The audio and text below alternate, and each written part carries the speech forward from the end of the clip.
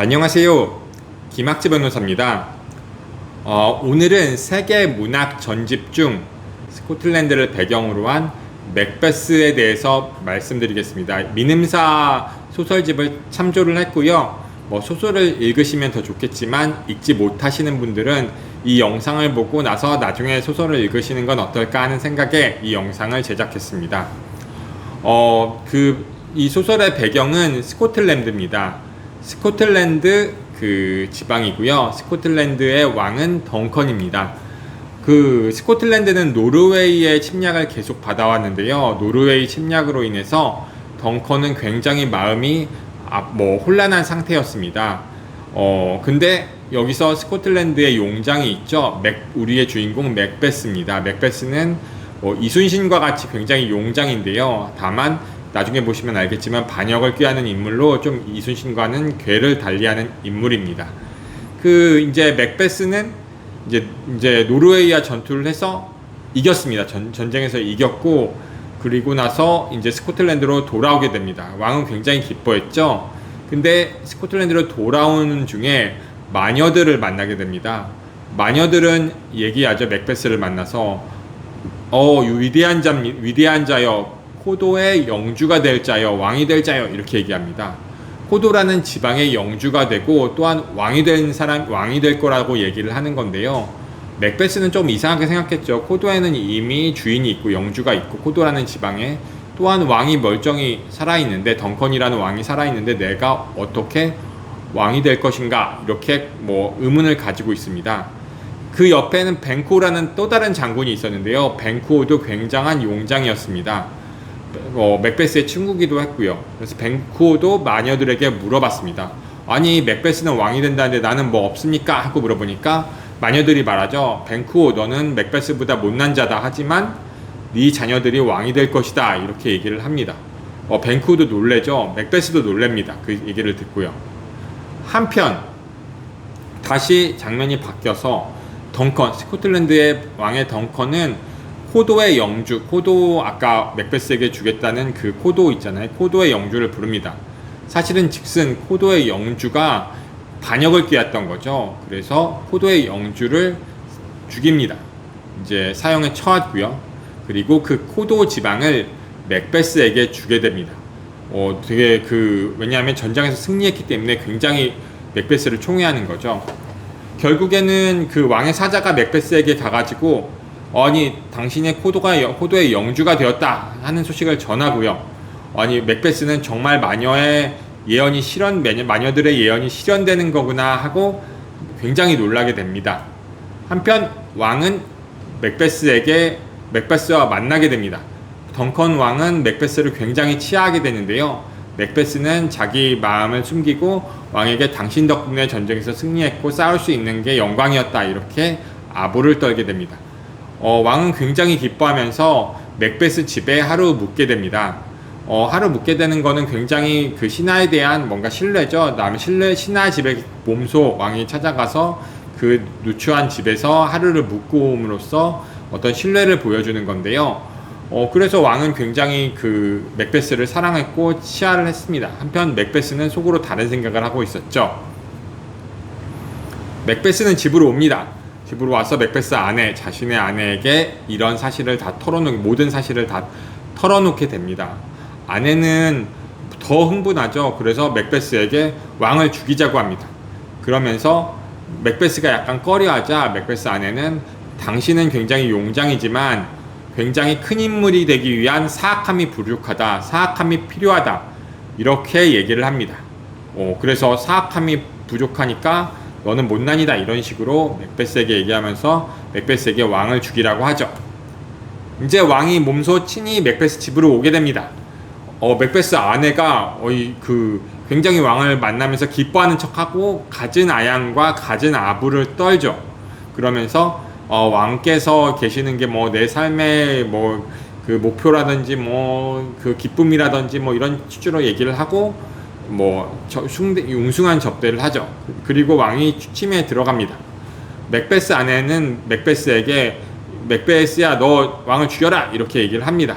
맥베스는 조금 마음을 이렇게 결심이 잘 안 서는 게, 맥베스 왕이 굉장히 훌륭한 사람이고 따뜻한 사람에서 맥베스에게 잘해준 것도 있고, 두 번째는 맥베스 왕이 굉장히 백성들로부터 사랑을 받는데 만약에 죽었다가 들통이 날 경우 맥베스 굉장히 비난을 받고 사형을 처하겠죠. 그래서 나 이렇게 지금도 잘 살고 있는데 왕까지 죽여야 되나, 이런 주춤한 그 마음 결심이 서지 않습니다. 하지만 맥베스 아내가 계속 맥베스에게 너 왕을 죽여라고 하죠. 그래서 맥베스는 칼을 들고 왕한테 저벅저벅 가서 맥베스 그 덩컨의 가슴에 칼을 찌릅니다. 그리고 다시 돌아오죠. 칼을 갖고 돌아오니까 맥베스 아내가 왜 칼 들고 왔어? 그러면서 칼을 빼내서 그 자고 있던 시종들에게 쥐어줍니다. 드디어 날이 밝았습니다. 사람들이 죽은 왕을 발견하고 굉장히 놀랬죠. 큰일이 났습니다. 맥베스를 부릅니다. 맥베스야 와봐라. 그러니까 맥베스도 놀란 척을 하면서 시종들을 단숨에 칼로 죽입니다. 사람들이 물어보죠. 아니 시종들에게 자초지종을 물어보고 걔네들을 추궁해야지 왜 죽이냐 했더니 내가 너무 충심해 마음이 아파가지고 저놈들을 분개해서 죽였습니다. 이렇게 얘기하죠.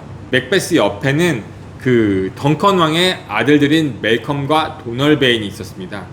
멜컴은 그 세자이기도 했는데요.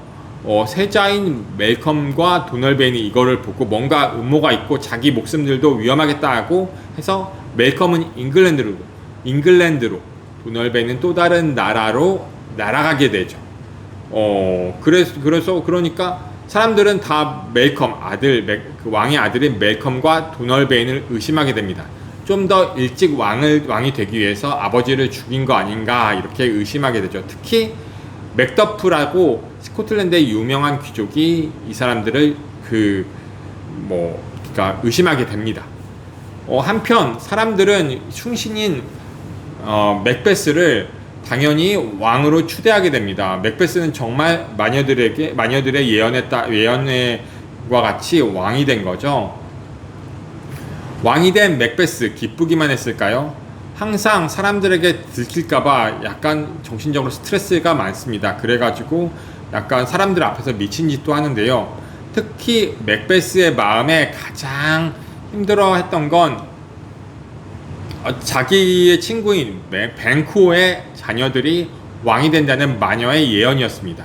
마녀의 예언들이 이렇게 실현된 이상 뱅쿠어의 자녀들도 당연히 왕이 될 거고, 그러면 자기는 힘들어서 덩컨왕을 죽이고 이렇게 힘들어하는데 그거에 대한 과실은 다 뱅쿠어의 자녀들에게 가는 거 아닌가.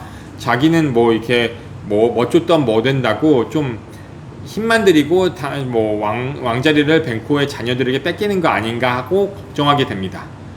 결국 자객까지 보내가지고 자신의 친구인 뱅쿠어와 뱅쿠어의 자녀를 죽이라고 명령하게 되는데요. 자객들은 가가지고 뱅쿠어를 죽입니다. 하지만 뱅쿠어의 자식은 도망가게 되죠. 그걸로 인해서 맥베스는 조금 더 심란하게 됩니다. 아직 자녀들이 살아있기 때문이죠.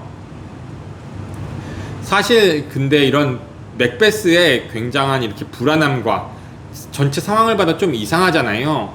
그래서 맥더프, 아까 말씀드린 스코틀랜드의 굉장한 귀족인 맥더프는 맥베스를 굉장히 의심하고 잉글랜드로 이렇게 가게 됩니다.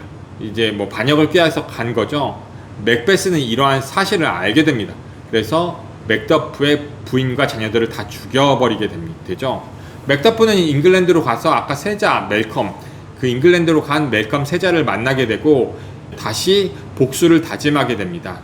맥베스는 이제 나라를 다스리게 되고요. 멜컴과 맥더프는 잉글랜드 귀족들과 연합해가지고 맥베스를 죽이려고 합니다. 그 맥베스는 굉장히 또 불안에 떨죠. 이런 소식을 알고요. 그래서 마녀들을 다시 찾아가게 됩니다. 찾아가니까 맥베스가 그 마녀들이 이렇게 말하죠. 큰 숲풀들이 던시네인 언덕으로 옮겨가기 전까지는 너가 패배하지 않을 것이고 여자에게 낳은 자는 너를 죽이지 못한다. 이렇게 두 가지 예언을 합니다. 맥베스는 굉장히 기뻐하죠. 아니 큰 숲풀이 어떻게 던시네인으로 옮겨가. 그리고 여자가 낳은 사람은 나 못 죽인다며 이렇게 해가지고 이렇게 굉장히 이렇게 마음 편하게 이제 좀 마음이 누그러지고 오히려 자신만만하게 됩니다.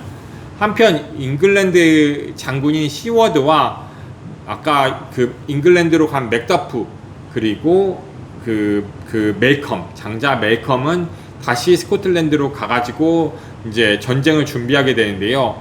맥더프는 자신의 아내와 자녀들을 맥베스가 죽였다는 사실을 알고 붕괴합니다. 사람들은 맥더프에게 붕괴하거나 아파하지 말고 그거를 복수심으로 전환해가지고 맥베스를 죽여 이렇게 말하죠. 그래서 맥더프는 알겠다, 맥베스를 죽이고야 말겠다 해서 이렇게 그 잉글랜드 장고인 시워드, 그 다음에 멜컴, 맥더프는 대군 영국군을 데리고 스코틀랜드로 갑니다.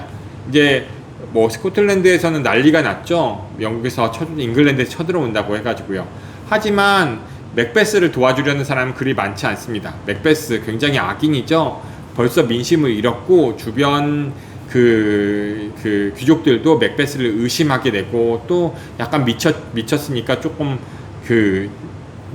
도우려고 하지 않습니다. 한편 맥베스 부인은 잉글랜드가 쳐들어온다는 사실을 알고 약간 마음에 지쳐서 자살하게 됩니다.